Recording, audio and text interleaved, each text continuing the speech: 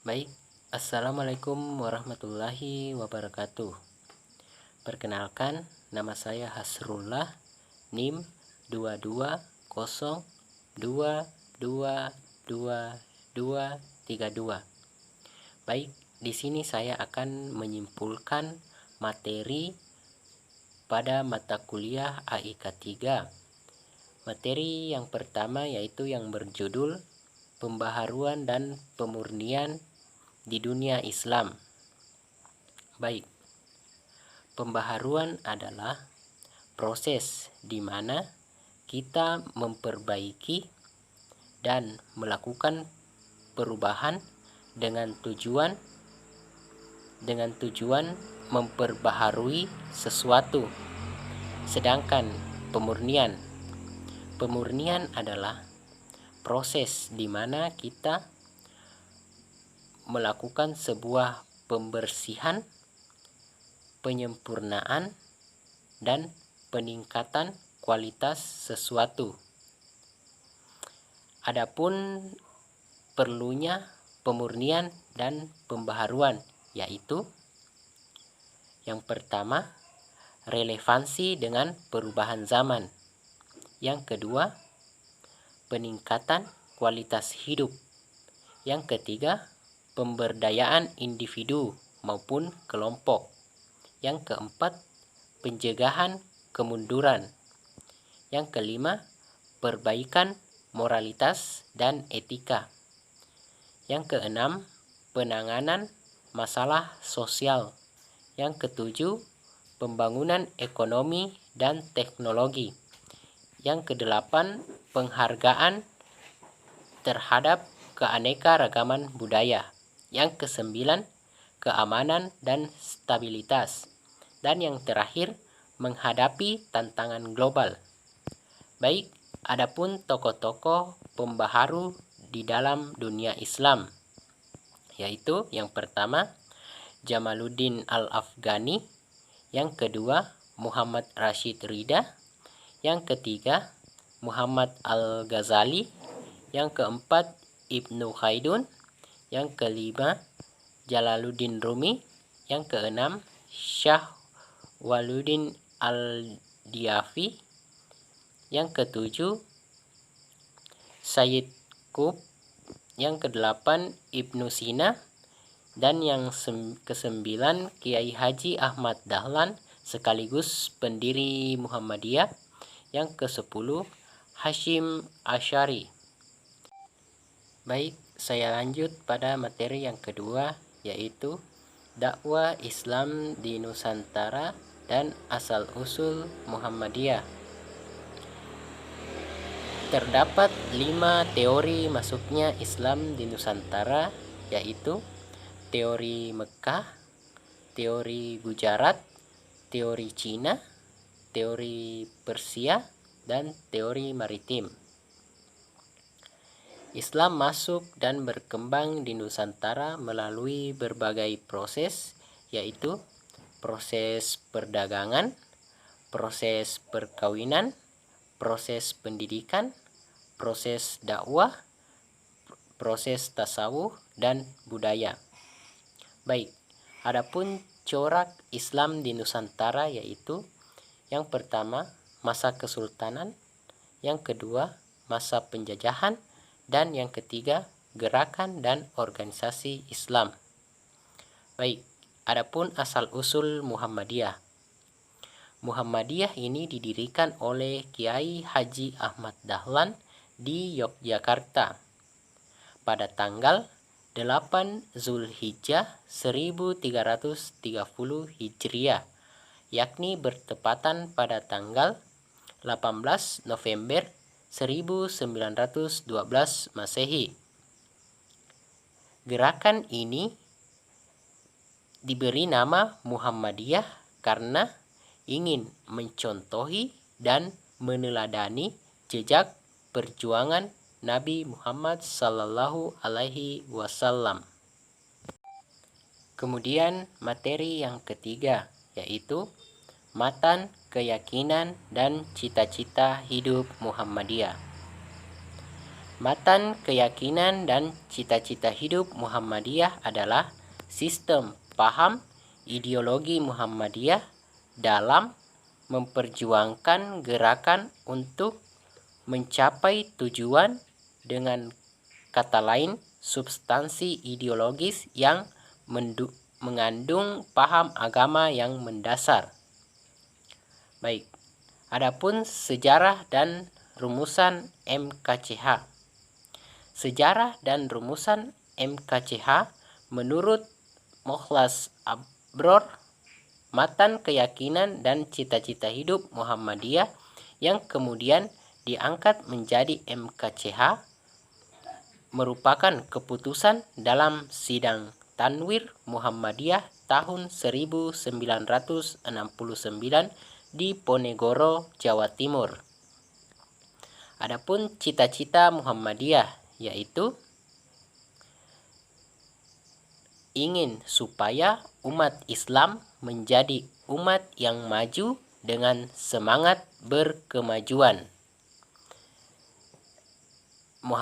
Muhammadiyah juga memiliki cita-cita pada negara Indonesia, yaitu supaya negara Indonesia menjadi negara yang maju, adil, makmur, berdasarkan Pancasila sehingga menjadi negara yang unggul.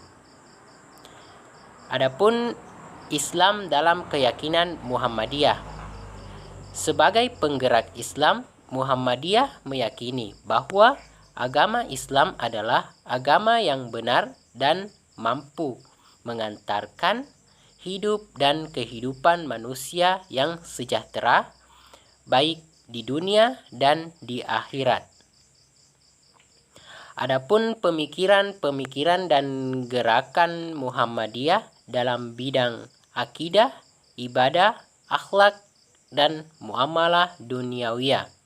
Yang pertama, Muhammadiyah adalah gerakan dan dakwah amar ma'ruf nahi mungkar.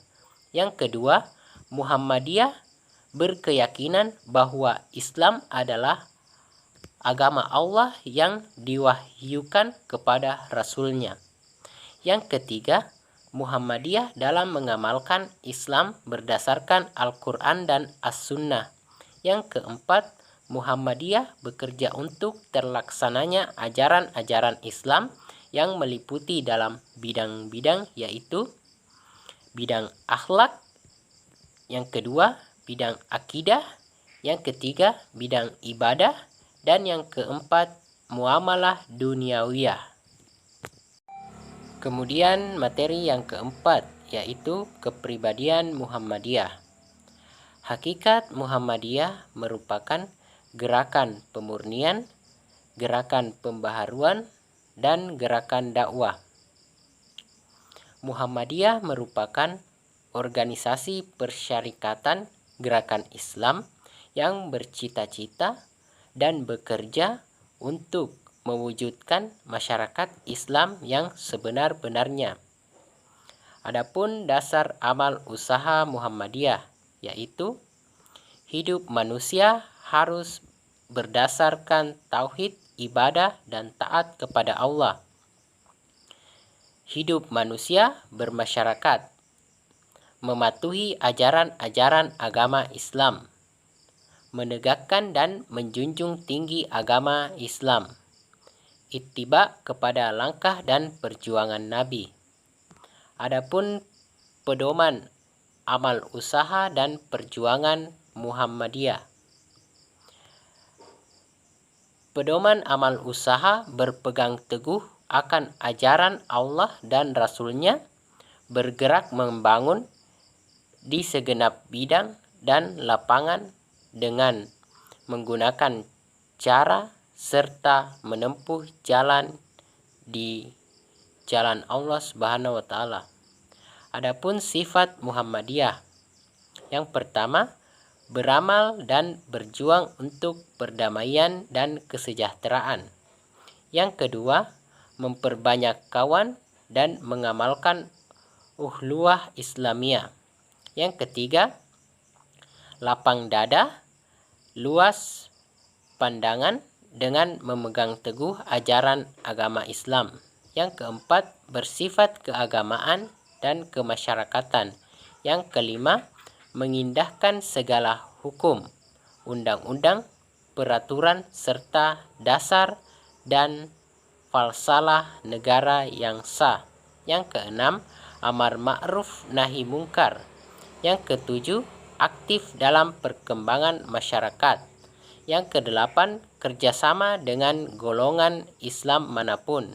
Yang kesembilan, membantu pemerintah serta bekerja sama dengan golongan Islam dalam memelihara dan membangun negara. Baik, selanjutnya materi yang kelima yaitu Mukaddimah Anggaran Dasar Muhammadiyah. Mukaddimah Anggaran Dasar Muhammadiyah adalah awalan atau pembuka. Mukaddimah Anggaran Dasar Muhammadiyah pada hakikatnya merupakan ideologi Muhammadiyah yang memberikan gambaran tentang pandangan Muhammadiyah mengenai kehidupan manusia di muka bumi ini. Adapun identitas dan asas Muhammadiyah. Identitas Muhammadiyah adalah gerakan Islam, dakwah amar ma'ruf nahi mungkar dan tajdid, bersumber pada Al-Quran dan As-Sunnah. Adapun keanggotaan Muhammadiyah. Keanggotaan Muhammadiyah ini terdapat dalam Anggaran Dasar Muhammadiyah, yakni dalam bab 4 pasal 8. Keanggotaan Muhammadiyah juga terdapat dalam Anggaran Rumah Tangga Muhammadiyah, yakni dalam pasal 4 keanggotaan. Adapun keorganisasian Muhammadiyah. Organisasi Muhammadiyah juga terdapat dalam Anggaran Dasar Muhammadiyah yang terdapat dalam bab 5 susunan dan penetapan organisasi. Kemudian materi yang keenam yaitu Muhammadiyah sebagai gerakan Islam yang berwatak tajdid dan tajrid. Tajdid adalah pembaharuan. Tajdid adalah mengembalikan ajaran agama Islam kembali kepada Al-Quran dan As-Sunnah. Sedangkan tajrid adalah pemurnian, memurnikan hal-hal yang bersifat khusus dalam muamalah. Kata tajrid yakni melakukan modernisasi dari pembaharuan. Baik, adapun model tajdid dan tajrid. Model tajdid yang pertama, tajdid al-Islam yang menyangkut tudhaful akidah, yaitu purifikasi terhadap ajaran Islam. Yang kedua, pembaharuan yang menyangkut masalah teologi. Yang ketiga, pembaharuan Islam menyangkut organisasi. Yang keempat, pembaharuan dalam bidang etos kerja. Adapun model tajrid yaitu dalam bidang kepercayaan dan ibadah. Muatannya menjadi khurafat dan bid'ah. Adapun model gerakan keagamaan Muhammadiyah. Yang pertama, Muhammadiyah sebagai gerakan Islam. Yang kedua, Muhammadiyah sebagai gerakan dakwah Islam. Yang ketiga, Muhammadiyah sebagai gerakan tajdid. Adapun makna gerakan keagamaan Muhammadiyah. Yang pertama, Muhammadiyah sebagai gerakan Islam. Yang kedua, Muhammadiyah sebagai gerakan dakwah Islam. Yang ketiga, Muhammadiyah sebagai gerakan tajdid. Dan adapun gerakan tajdid pada tahun 100 kedua. Perkembangan gerakan Muhammadiyah saat ini secara fisik dan kuantitatif sudah menunjukkan peningkatan yang sangat pesat secara organisasi. Struktur organisasi Muhammadiyah telah tersebar di hampir seluruh penjuru tanah air.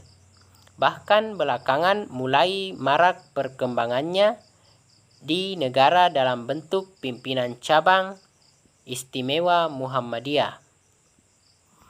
Selanjutnya, Muhammadiyah, materi yang ketujuh, Muhammadiyah sebagai gerakan sosial. Nilai-nilai dan ajaran sosial kemanusiaan Muhammadiyah.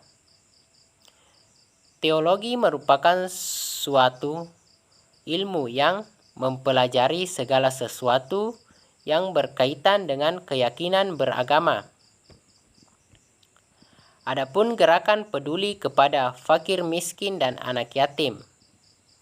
Gerakan peduli terhadap fakir miskin dan anak yatim piatu salah satunya dengan melakukan zakat. Di dalam surah At-Taubah ayat 60 menjelaskan golongan yang wajib menerima zakat, terutama fakir miskin dan yatim piatu. Adapun bentuk dan model gerakan sosial kemanusiaan Muhammadiyah. Yang pertama, bidang pendidikan. Yang kedua, bidang kesehatan. Yang ketiga, bidang ekonomi. Yang keempat, bidang modernisasi. Adapun revitalisasi gerakan sosial Muhammadiyah. Yang pertama, memperluas peran Muhammadiyah dalam dinamika kehidupan bermasyarakat. Yang kedua, mewujudkan kehidupan Islam sesuai dengan paham agama. Yang ketiga, mengembangkan pemikiran sesuai dengan prinsip tajrid dan ijtihad. Yang keempat, mengembangkan infrastruktur. Yang kelima, mendinamisasi kepemimpinan persyarikatan. Yang keenam, meningkatkan kualitas dan memperluas jaringan. Yang ketujuh, mengembangkan model-model kegiatan atau aksi yang lebih sensitif dalam hal umat, masyarakat, dan dunia yang berkaitan dengan kemanusiaan secara konsisten. Yang kedelapan, menggerakkan seluruh potensi angkatan muda. Yang kesembilan, meningkatkan berbagai macam arahan. Yang kesepuluh, menggerakkan kembali ranting dan jamaah sebagai basis gerakan Muhammadiyah. Kemudian materi yang kedelapan, yaitu Muhammadiyah sebagai gerakan pendidikan. Cita-cita pendidikan Muhammadiyah. Cita-cita pendidikan yang digagas oleh Kiai Ahmad Dahlan yaitu lahirnya manusia-manusia baru yang mampu tampil sebagai ulama atau inteks manusia baru, yaitu seorang muslim yang memiliki keteguhan iman dan ilmu yang luas, kuat jasmani dan rohani. Adapun bentuk-bentuk dan model pendidikan Muhammadiyah. Yang pertama, tipe muallim, muallimat Yogyakarta. Yang kedua, tipe madrasah atau depak. Yang ketiga, tipe sekolah Dignas. Yang keempat, madrasah diniyah dan lain-lain. Adapun pemikiran dan praksis pendidikan Muhammadiyah. Pemikiran atau ide-ide Kiai Haji Ahmad Dahlan tertuang dalam gerakan Muhammadiyah yang didirikan pada tanggal 18 November 1912 Masehi. Organisasi ini mempunyai karakter sebagai gerakan sosial keagamaan. Adapun tantangan dan revitalisasi pendidikan Muhammadiyah. Yang pertama, masalah kualitas pendidikan. Yang kedua, permasalahan profesionalisme guru. Yang ketiga, masalah kebudayaan. Yang keempat, permasalahan strategi. Yang kelima, masalah kemajuan ilmu pengetahuan dan teknologi. Adapun materi yang kesembilan yaitu Muhammadiyah dan pemberdayaan perempuan. Cara Kiai Haji Ahmad Dahlan memberdayakan perempuan. Muhammadiyah adalah organisasi Islam yang cukup mapan, menempatkan perempuan setara dengan laki-laki. Kiai Haji Ahmad Dahlan dibantu Nyai Waidah menggerakkan perempuan untuk memperoleh ilmu, melakukan aksi sosial di luar rumah yang bisa disebut radikal dan revolusioner saat ini. Kaum perempuan didorong meningkatkan kecerdasan melalui pendidikan informal dan non-formal. Adapun kesetaraan gender dalam Muhammadiyah. Kesetaraan gender di Muhammadiyah bukan sebatas wacana, tetapi sudah diantusiaskan dalam gerakan Aisyah. Tidak ada ketidaksetaraan gender. Di Persyarikatan Muhammadiyah, laki-laki dan perempuan memiliki kesempatan dan peran yang sama dalam menggerakkan dan memajukan masyarakat. Adapun peran perempuan Muhammadiyah dalam kehidupan berbangsa dan bernegara. Dengan tugas dan peran sederhana ini, Aisyah telah banyak memiliki amal usaha di berbagai bidang, antara lain adalah pendidikan, kesehatan, dan organisasi wanita. Pimpinan pusat Aisyah berusaha memberi pendidikan dan di kalangan wanita Islam untuk berpakaian muslimah yang baik, bermoral, dan bermental luhur. Kemudian materi yang ke-10, Muhammadiyah sebagai gerakan ekonomi.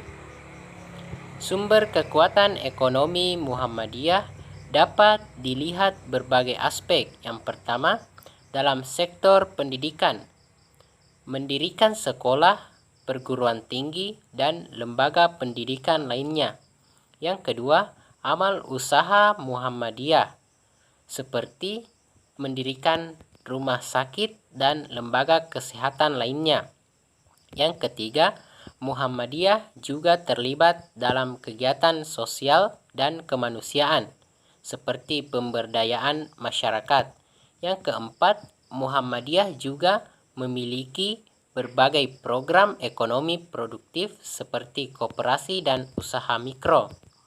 Adapun Muhammadiyah dan kelas menengah.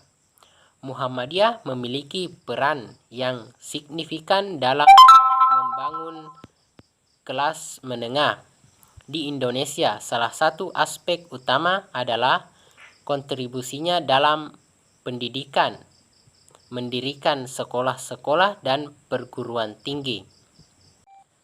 Pasang surut gerakan Muhammadiyah. Pasang surut yang dapat dicermati, yang pertama, pendidikan dan pemberdayaan ekonomi. Yang kedua, tantangan modernisasi dan globalisasi. Yang ketiga, diversifikasi dan inovasi ekonomi. Yang keempat, ketidaksetaraan dan ketidakpastian ekonomi. Yang kelima, kontribusi pada pengentasan kemiskinan. Adapun model atau contoh gerakan ekonomi Muhammadiyah. Yang pertama, pendidikan ekonomi Islam. Yang kedua, pemberdayaan melalui koperasi dan usaha mikro. Yang ketiga, diversifikasi ekonomi. Yang keempat, pengembangan sumber daya manusia. Yang kelima, kesehatan dan pelayanan sosial. Yang keenam, keberlanjutan ekonomi. Dan yang terakhir, nilai-nilai Islam. Adapun materi yang ke-11 yaitu peran kebangsaan Muhammadiyah di Indonesia, yaitu hita Muhammadiyah dalam kehidupan berbangsa dan bernegara. Hita mengandung garis strategi perjuangan yang merupakan aspek atau unsur dari ideologi Muhammadiyah. Adapun Muhammadiyah sebagai bagian dari pendiri NKRI. Muhammadiyah menguasai bagian dari pendiri NKRI. Hal ini jelas dapat dilihat dari lahirnya organisasi Islam yang berdiri sebagai pelopor kebangkitan Islam di Indonesia sejak 1912. Dalam Muhammadiyah sendiri, banyak organisasi yang dibentuk untuk membangun bangsa ini mulai dari masalah keagamaan, pendidikan, dan sosial. Adapun tanggung jawab Muhammadiyah terhadap NKRI. Bagi Muhammadiyah, tanggung jawab ini adalah refleksi keamanan dan sekaligus komitmen kebangsaan. Dan komitmen ini telah dibuktikan oleh Muhammadiyah dengan ikut dalam memajukan kebudayaan dan peradaban pada bangsa ini. Adapun bentuk dan model kebangsaan Muhammadiyah. Bentuk dan model kebangsaan Muhammadiyah yaitu bersifat impersonal atau institusional, bukan sekedar himpunan orang-orang perorangan yang bersifat kelembagaan. Baik, itulah kesimpulan materi dari saya. Lebih dan kurangnya mohon dimaafkan. Billahi fi sabil haq fastabiqul khairat. Assalamualaikum warahmatullahi wabarakatuh.